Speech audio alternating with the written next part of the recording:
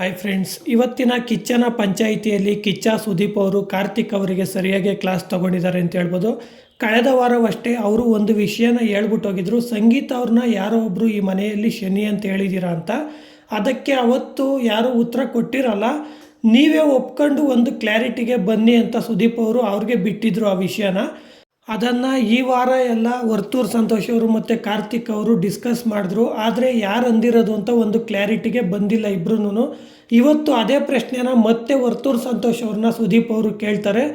ಆಗ ವರ್ತೂರು ಸಂತೋಷ್ ಅವರು ಕಾರ್ತಿಕ್ ಅವರೇ ಸಂಗೀತ ಅವ್ರನ್ನ ಶನಿ ಅಂತ ಹೇಳಿದ್ದು ಅಂತ ಹೇಳ್ತಾರೆ. ಆಗ ಕಾರ್ತಿಕ್ ಅವರು ವರ್ತೂರು ಸಂತೋಷ್ ಅವರು ಅವ್ರು ಹೇಳಿರೋದನ್ನ ನಾನು ಹೇಳಿದ್ದು ಅಂತ ಹೇಳ್ತಾ ಇದ್ದಾರೆ ಅಂತ ವರ್ತೂರು ಸಂತೋಷ್ ಅವ್ರನ್ನ ದೂರ್ತಾರೆ ಅಂತ ಹೇಳ್ಬೋದು.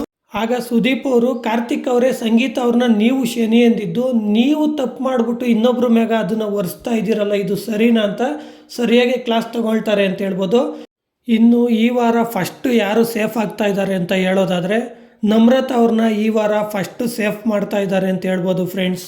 ನಮ್ರತಾ ಅವ್ರನ್ನ ಇವತ್ತು ಫಸ್ಟು ಸೇಫ್ ಮಾಡಿರೋದ್ರ ಬಗ್ಗೆ ನಿಮ್ಮ ಅಭಿಪ್ರಾಯನ ಕಮೆಂಟ್ ಬಾಕ್ಸ್ನಲ್ಲಿ ತಿಳಿಸಿ. ಹಾಗೆ ಈ ಬಾರಿ ಬಿಗ್ ಬಾಸ್ ಯಾರು ವಿನ್ ಆಗಬೇಕು ಅಂತಲೂ ನಿಮ್ಮ ಅಭಿಪ್ರಾಯನ ಕಮೆಂಟ್ ಬಾಕ್ಸ್ನಲ್ಲಿ ತಿಳಿಸಿ.